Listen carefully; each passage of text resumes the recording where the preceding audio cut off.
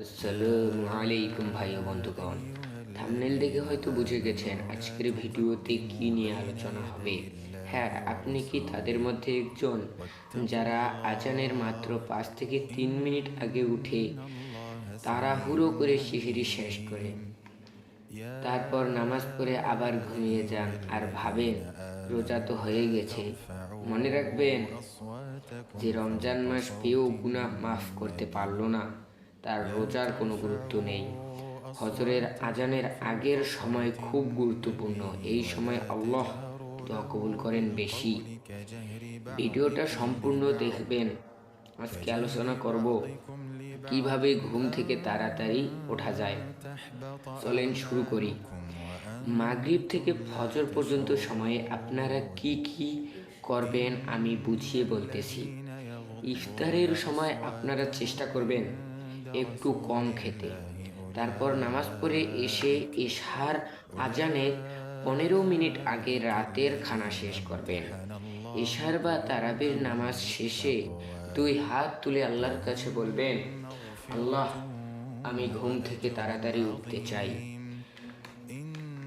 আমিন। আল্লাহ আমার এই দোয়া কবুল করেন। কথাগুলো মন থেকে বলবেন, শুধু মুখ দিয়ে নয়। এরপর চলে যাবেন বিছানায়। রাতের নামাজ শেষে আর কোনো দেরি নয়, বিছানায় উজু অবস্থায় গেলে ভালো। তারপর এগুলো পড়বেন: 3 বার লা ইলাহা ইল্লাল্লাহ মুহাম্মাদুর রাসূলুল্লাহ। আবু দাউদ শরীফে এসেছে যে প্রথম কালিমা 3 বার পরে ঘুমাবে এবং সে অবস্থায় মারা যাবে, সে জান্নাতে চলে যাবে।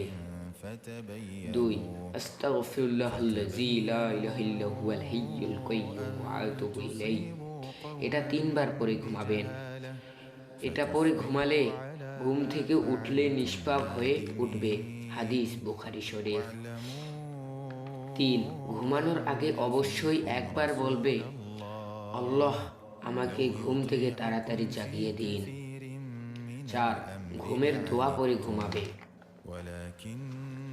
5, আয়াতুল কুরসি জানলে আয়াতুল কুরসি পরে ঘুমাবে। দরুদে ইব্রাহিম একবার পড়লে পারলে 10 বার পরে ঘুমাবে।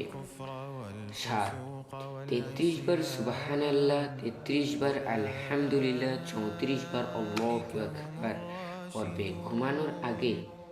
হ্যাঁ, আর একটা গুরুত্বপূর্ণ কথা, ঘুমানোর 30 মিনিট আগে ফোন, টিভি বা ডিজিটাল ডিভাইস দূরে রাখো। এরপর ঘুমিয়ে পড়ো। আল্লাহর উপর ভরসা রাখো। ঘুম থেকে উঠে আলহামদুলিল্লাহ বলো। এভাবে কমপক্ষে 1 সপ্তাহ চেষ্টা করলে ইনশাআল্লাহ আপনার অভ্যাস হয়ে যাবে। তারপর তাহাজ্জুদের নামাজ পড়ো এবং আল্লাহর কাছে চাও। আপনি যেটা চান সেটা আল্লাহর কাছে খুলে বলেন এবং কান্না করেন। এই সময়টা বেশি গুরুত্বপূর্ণ। এই সময় আল্লাহ দোয়া কবুল করেন বেশি। ঘুম থেকে উঠে কি কি করা উচিত ইসলামিক দৃষ্টিতে, এই নিয়ে ভিডিও দেখতে চান কিনা কমেন্টে জানান। আর এই ভিডিওটি ভালো লাগলে একটা লাইক করতে পারেন। আর এইরকম ভিডিও আরও দেখতে চাইলে সাবস্ক্রাইব করে রাখতে পারেন। পরবর্তীতে ভিডিও ছাড়ার সঙ্গে সঙ্গে আপনার কাছে চলে যাবে। ভিডিওটি শেয়ার করতে পারেন আপনার বন্ধুদের সঙ্গে। আল্লাহ হাফেজ।